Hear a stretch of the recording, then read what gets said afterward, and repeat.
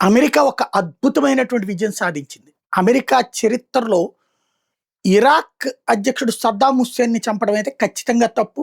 అది ద్రోహం. ఓ రకంగా చెప్పాలంటే మోసం. ప్రపంచాన్ని మోసం చేసింది ఆ రోజున. అక్కడేదో ప్రపంచంలో ఎవరి దగ్గర లేనంతటి ఆయుధాలుంటాయని, ఆ ఆయుధాలతో ప్రపంచాన్ని మొత్తాన్ని గంటల్లో బూడిద చేయగలిగినటువంటి కెపాసిటీ ఉందని, అలాంటి ఆయుధాలకి కంట్రోల్ ఉండదు అన్నటువంటి పేరు చెప్పి ఆయన్ని ఆ దేశం మీద దాడులు చేసింది. అప్పుడు ఇరానే తోడు. ఇరాన్ అప్పుడు చేసిన ఏకైక తప్పేంటంటే కువైట్‌ని ఆక్రమించుకోవడం. ఆ వ్యవహారం జరిగింది. దాంతో ఇరాన్ ఎళ్లి అటాక్. ఇరాన్‌కి అమెరికా తోడుండి యూరప్, నాటో దేశాలు కలిసి ఆ రోజున ఇరాక్ అధ్యక్షుడిని చంపిని. ఫైనల్‌గా ఇరాక్ సద్దాం హుస్సేన్‌ని పట్టుకొచ్చి మరి ఉరి తీశారు. తీరా చూస్తే ఒక్క ఆయుధం కూడా దొరకలేదు. అది ఖచ్చితంగా తప్పు. కానీ ఇప్పుడు ఇరాన్ అధ్యక్షుడు ఇరాన్ సుప్రీం అయినటువంటి ఖొమైనీ విషయం కంప్లీట్ డిఫరెంట్. తను ఆ దేశంలో మతరాజ్య స్థాపన కోసం ఆ దేశంలో అంతకుముందు నువ్వు నీ మతాన్ని ప్రోత్సహించుకోవడంలో తప్పు లేదు. కానీ పరమతాల్ని బ్రతకనీయకపోవడం, పరమతం వాళ్ళని బలవంతంగా మతం మార్చడం, అంగీకరించని వాళ్ళ ప్రాణాలు తీయటం క్రూరమైనటువంటి నేరం అది.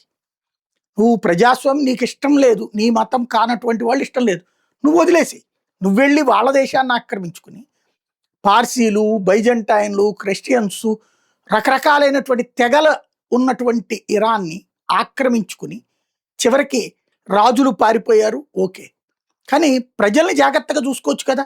మా మతాన్ని మీరు ఆచరిస్తే సంతోషం, మా మతాన్ని మేము పాటించుకుంటాం, మీ మతాన్ని మీరు పాటించుకోండి అంటే ఖొమైనీకి తిరిగే ఉండేది కాదు. కానీ ఖచ్చితంగా ప్రతి ఒక్కళ్ళు ఇస్లాం తీసుకోవాలా, అలాగే బురకా ధరించి తీరాలి, లేదంటే వాళ్ళని నడి రోడ్డు మీద కొట్టడాల దగ్గర నుంచి బిగిన్ చేసి అదేమని నిలదీసిన వాళ్ళని ఉరివెయ్యడాలు, కాల్చి చంపడాలు, హింసించి చంపడాలు. ఈ ఈ ఆధునిక కాలంలో అత్యంత క్రూరమైనటువంటి, నీచమైనటువంటి, అనాగరిక పోకడలకి దారితీసినటువంటి వ్యక్తి. అతన్ని చంపాలని కోరుకున్న వాళ్ళు బోల్డ్ అంతమంది, అతన్ని కాపాడాలని కోరుకున్న వాళ్ళేమో మతపరమైనటువంటి ఉద్దేశంతో అయితే, అమెరికాని ఎదిరించిన వాడిగా, ఆయన్ని వీరుడుగా, అట్లాగే ఆయన్ని దేవుడుగా చూసిన వాళ్ళు ఇంకొక వర్గం. అలాంటి సందర్భంలో అపజయాలు తప్ప విజయాలు అసాధ్యం మా దేవుడి కారణంగా అని ఇంతవరకు చెప్పుకొచ్చారు. ఎందుకంటే ఇప్పటికీ 7-8 సార్లు ఖొమైనీ టార్గెట్గా ఇజ్రాయెల్ ప్రయత్నించి విఫలమైంది. కానీ ఆగిపోలేదు. ఇజ్రాయెల్ ప్లాన్ చేసింది. అమెరికా, ఇజ్రాయెల్ వీళ్ళందరి పక్కా ప్లాన్తో చేసినటువంటి దాడితో ఖొమైనీ కొడుకు, అంటే ఖొమైనీకి ఒక కొడుకు, ఒక కూతురు కూడా ప్రాణాలు, ఇది అల్లుడు కూతురు కూడా ప్రాణాలు కోల్పోయారు.